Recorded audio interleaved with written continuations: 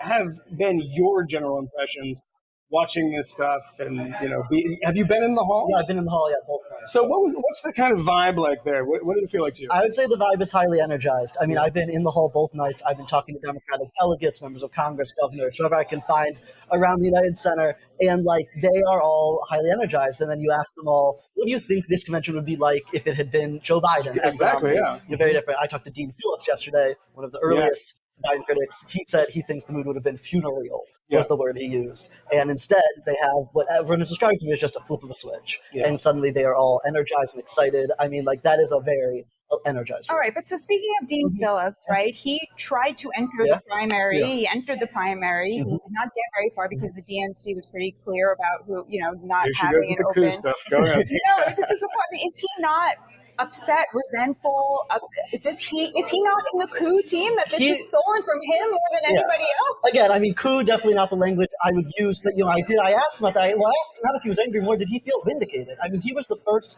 For months there were polls showing 80% of Democrats didn't want Biden to run again, and there was basically one member of Congress, and it was him. He said that he doesn't need to feel vindication, doesn't want any glory. He said, perhaps slightly self-aggrandizing, that he feels he's happy if he was just the Paul Revere to Biden's George Washington. Yeah, that's what he told me. He's been using that line. We had him on the stream from the RNC, and he said something similar. He wanted to be the messenger. Yeah. He feels like he just wanted the party to have their best chance to win, and he feels they did that by I've pointed this out a number of times before. Everybody thinks that this is a new phenomenon. If you look back in 2022, I think it was June or July 2022, you see polls that have a majority of Democrats saying that Joe Biden shouldn't run. Yeah. 2 years later, the coup happens. The thing happens. Let's call it the thing. And everyone says, God, that was a lightning speed. Yeah. The American people, despite Operation Bubble Wrap, have been kind of pointing this out to themselves for a long time. For a very long time. And unfortunately for Dean Phillips, I don't think he's going to get any garlands. No one is going to say, gosh, you were right about this. He blew himself up and there is no political benefit to it. He was out of step with the party. But you talk about the energy at this particular DNC, the enthusiasm and excitement. Just think about where we were only a couple of weeks ago.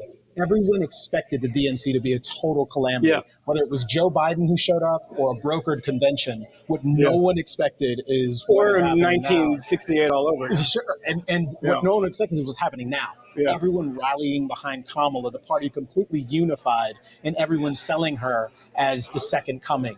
Yeah. It'll be very interesting to see if she can live up to the billing on the night that she has to give her speech. I expect Walz will do pretty good because he's been fairly good so far. Yeah, he's been pretty good. I mean, what do you make of Walz behind the lectern? I mean, he's kind of your cup of tea, right? Being that you're you're a filthy red. The thing about Tim Walz is he is right out of central casting. Like, he is an actor pretending to be a folksy normie when actually his politics are pretty far out of the mainstream for sort of the kind of people he dresses like, right? Dresses well like, right? That's my impression. What do you guys think of him? I mean, I think this is what I'll say, talking to the Democrats who I've talked to around, I do think convention, I think, as we brought up, it's a lot of speechifying. It's a lot of politicians giving kind of stale talking points. To me, the moments that stick out at the conventions are the more kind of human, authentic moments. I think Jasmine Crockett had one of those the other night. I think the parents of the hostage who spoke had one of those tonight. I do think for a lot of Democrats, I think obviously not everyone views him that way. To Democrats, they view him as not a politician, as an authentic. He talks like a coach. He talks like someone they know in their towns. I think that's a fair point to make.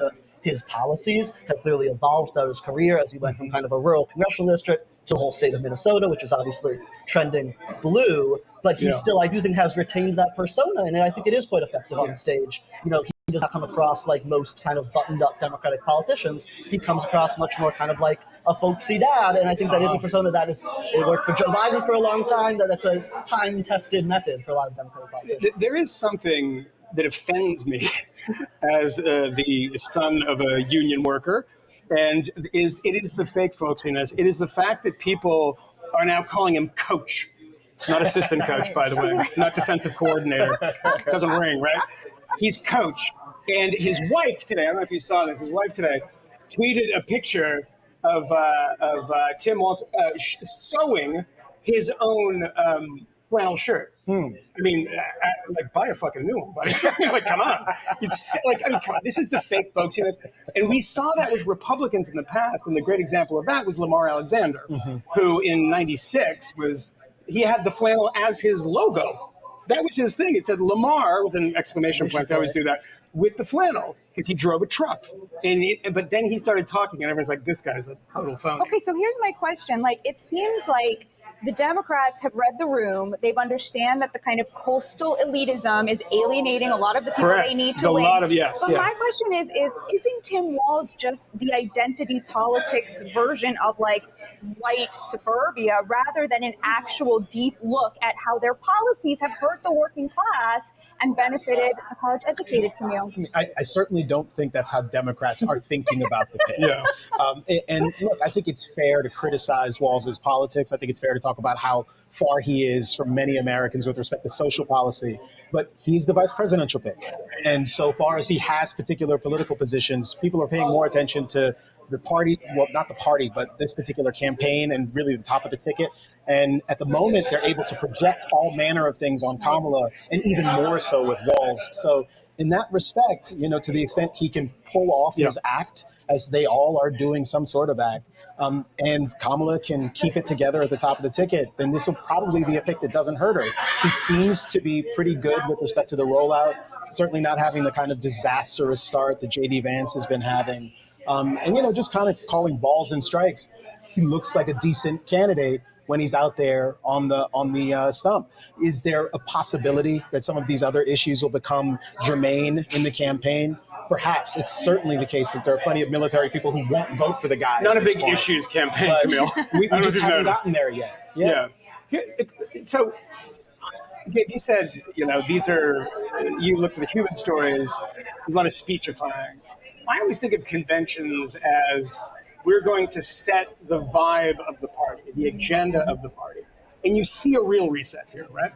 They're going to go with progressive things that are popular with Americans, like abortion issues.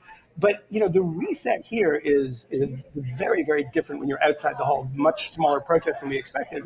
But you go inside and people are handing you USA signs. I mean, that's a pretty interesting thing. Cutaways to people in red, white, and blue. Very, very patriotic language on stage. A lot of uses of the word freedom.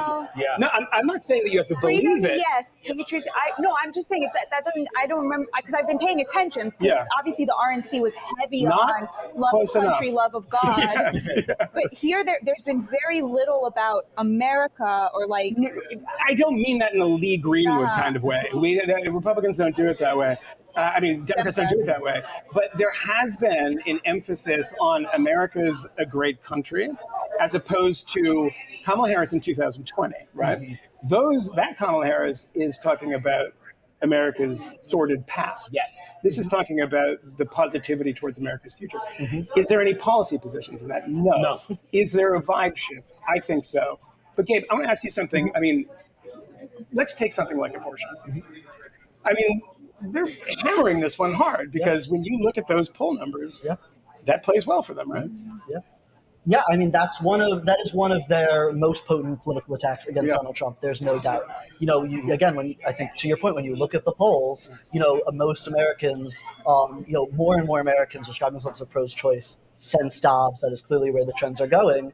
And, even Trump himself, you see him kind of trying to dance around the map. He's never really given a clear position on abortion throughout this campaign. There's an abortion referendum in Florida in November. He's a Florida voter, has not said how he'll vote on it. And there's a reason for that. And you see him trying to kind of bring the party somewhat more to the center on the issue, but that's difficult because obviously where the party is historically, I think, whether it's not a very issue-oriented campaign, I think it's true that they've yet to really roll out most of their policy positions. Then again, she's the vice president of the United States. So you look at the administration she was the vice president to, that gives you a rough idea of where most of their positions are. But I think, this is clearly one where a lot of Biden's policies are clearly unpopular, and this is just a clear issue you can use to kind of hammer them. Let me ask a specific question about Kamala because I've been feeling myself sort of drawn in both directions on her.